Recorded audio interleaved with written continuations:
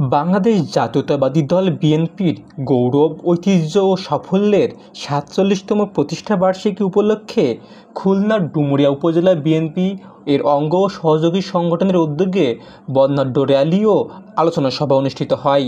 এই আলোচনা সভার প্রধান অতিথি হিসেবে উপস্থিত ছিলেন খুলনা ২ আসনের সাবেক সংসদ সদস্য জননেতা আলী আসগর লবি।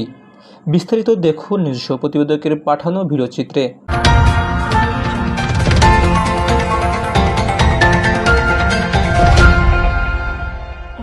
ইনশাআল্লাহ আমরা আগামী দিনে আমরা চাই আমাদের এলাকার উন্নয়ন। আমরা কিন্তু চেষ্টা করছি। আপনারা জানেন যে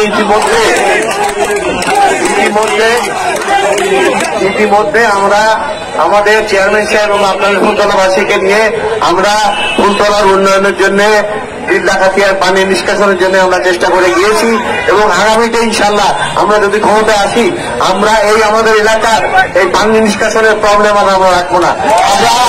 আমরা একদম একটা স্থায়ী সমস্যা, সেই সমস্যার সমাধান আমরা করতে চাই।